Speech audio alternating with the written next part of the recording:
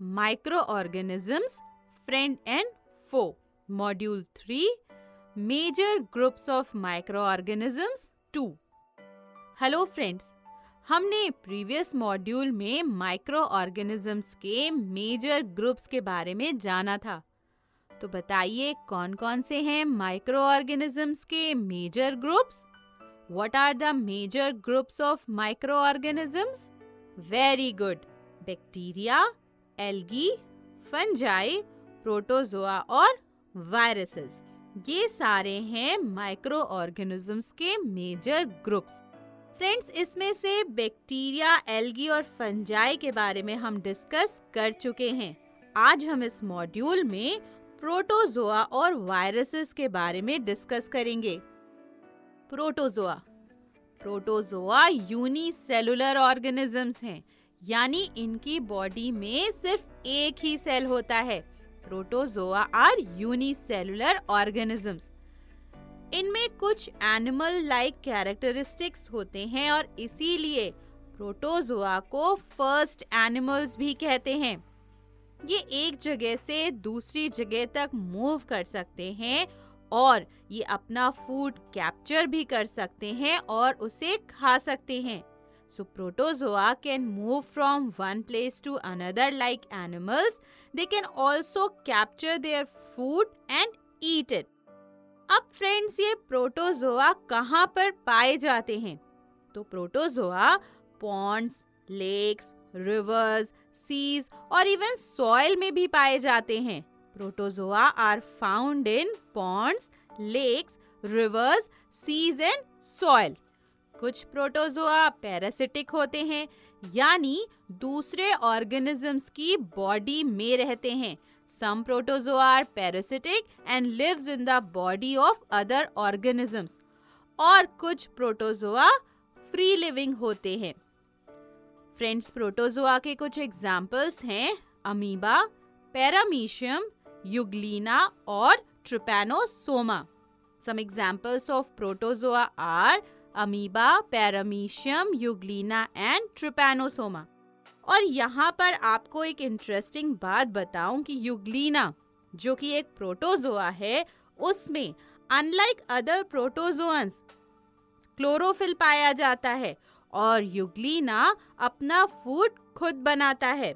Euglena is an exception, although it is a protozoan, but unlike other protozoans, it contains chlorophyll and can prepare its own food. Clear हो गया?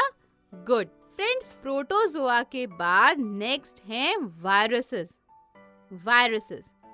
Viruses is a group of microorganisms that is different from the other groups of microorganisms. Viruses microorganisms के दूसरे group से different होते हैं। कैसे? चलिए जानते हैं। वायरसेस स्मॉलेस्ट माइक्रोऑर्गेनिजम्स हैं। Viruses are the smallest microorganisms. ये इतने छोटे होते हैं कि इन्हें लाइट माइक्रोस्कोप से भी नहीं देखा जा सकता। They are so small that they cannot be seen with a light microscope. They can be seen only with the help of an electron microscope. Viruses को केवल इलेक्ट्रॉन माइक्रोस्कोप के हेल्प से ही देखा जा सकता है। फ्रेंड्स, वायरसेस के पास दूसरे माइक्रो ऑर्गेनिजम्स की तरह एक सेलुलर स्ट्रक्चर नहीं होता है, यानी उनमें सेल में जो भी स्ट्रक्चर्स प्रेजेंट होते हैं उनमें से कोई भी स्ट्रक्चर प्रेजेंट नहीं होता एक्सेप्ट न्यूक्लियर मटेरियल।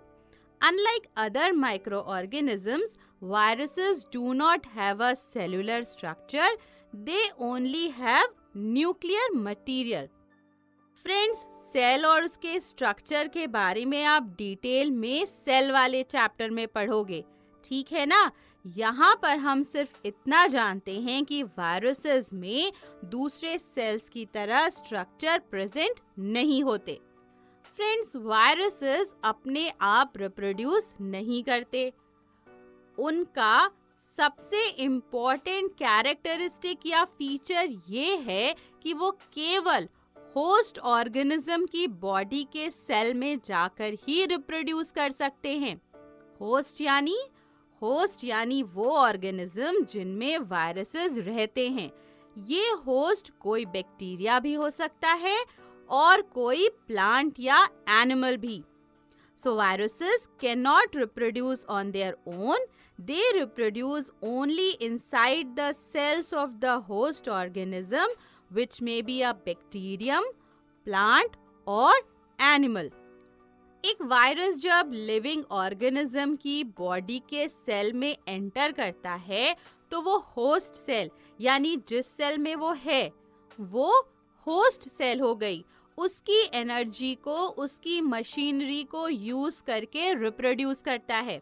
बहुत सारे वायरसेस प्रोड्यूस करने के बाद होस्ट सेल की डेथ हो जाती है, वो बर्स्ट कर जाती है और नए वायरसेस स्प्रेड हो जाते हैं।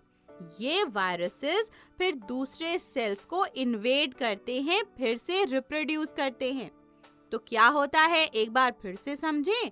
When a virus enters a living host cell, it reproduces inside it. After producing a large number of viruses, the living host cell dies and bursts. Now viruses spread and invade the other cells. अब friends, क्योंकि reproduction living organisms का एक major characteristic या feature है और viruses केवल living cell में जाकर रिप्रोड्यूस करते हैं, तो इसीलिए वायरसेस को लिविंग और नॉन लिविंग के बीच का कनेक्टिंग लिंक कहा जाता है। Viruses are called the connecting link between the living and the non living.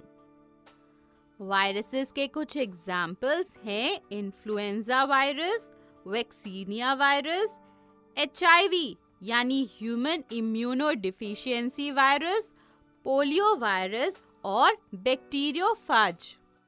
Viruses के एग्जाम्पल्स फिर से देखें। Some examples of viruses are influenza virus, vaccinia virus, HIV means human immunodeficiency virus, polio virus and bacteriophage. अब friends, हमने protozoa और viruses के बारे में इस मॉड्यूल में जो कॉन्सेप्ट पढ़ा है, चलिए उसे क्विकली रिवाइज कर लेते हैं।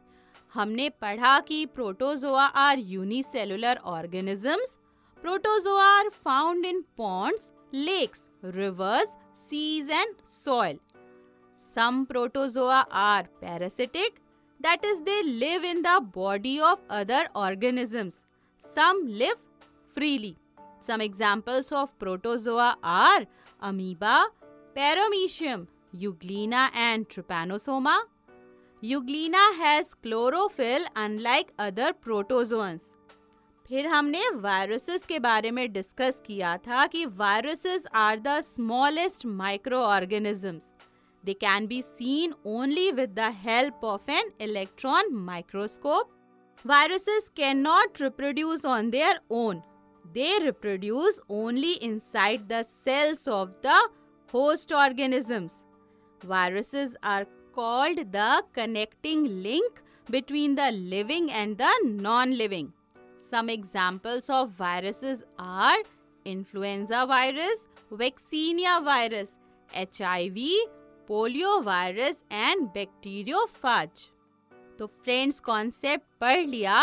अब चलिए प्रोटोजोआ और वायरसेस पर बेस्ड एक्सरसाइज सॉल्व करते हैं।